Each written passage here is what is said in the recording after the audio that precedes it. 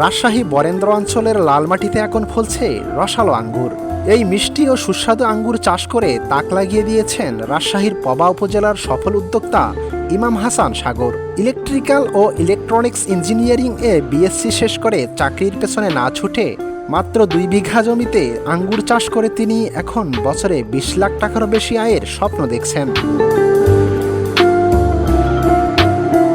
বাজারে তো অবশ্যই 500 টাকার নিচে আঙ্গুর কেজি নাই। তারপরে যদি 300 টাকা করে যদি ধরি, টাকা কিন্তু 20 লাখ টাকার উপরে আমরা কিন্তু বিক্রি করতে পারবো। 20 কেজি করে একটা গাছে যদি আমি কাউন্ট করি, 360টা গাছ যদি ধরি, প্রায় 7200 কেজি, প্রায় টনে যদি হিসাব করি প্রায় 60 টনের উপরে।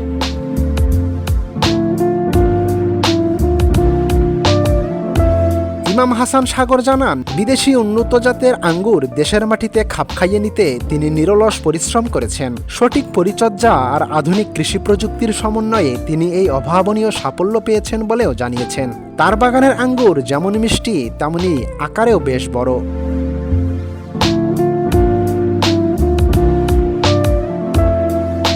এই বাইকনুর এবং একলো, যে দুইটা চারা, এটা অলরেডি বাংলাদেশে পরীক্ষিত একটা চারা, যেটা যদি জঙ্গলেও রোপণ করে তাও এরকম ফলন আশা করছে বছরে একবার যদি কাউন্ট করি। আর এখানে যদি পলিনেট শেড হাউসের মাধ্যমে যদি আমরা ব্যবস্থা করতে পারি, এই আঙ্গুরটা কিন্তু আমরা সারা বছর রাখতে পারবো। সেখানে কিন্তু আমরা আয়ের সুযোগটাও আরো বেশি থাকবে।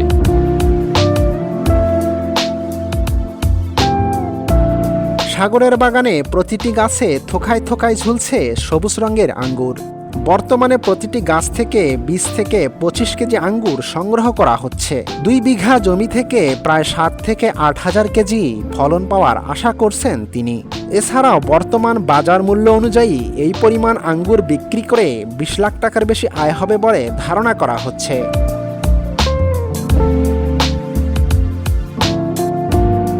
সাগরের এই সাফল্য দেখে এলাকার অন্য কৃষকরাও আঙ্গুর চাষে আগ্রহী হয়ে উঠছেন।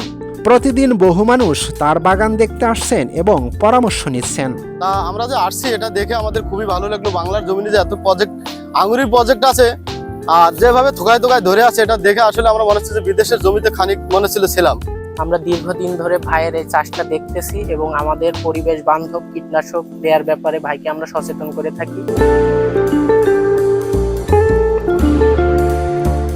স্থানীয় কৃষি বিভাগ মনে করছে, বাণিজ্যিকভাবে আঙ্গুর চাষ ছড়িয়ে দিতে পারলে আম ও সিল্কের পাশাপাশি রাজশাহী একদিন আঙ্গুর উৎপাদনেরও কেন্দ্রে পরিণত হবে।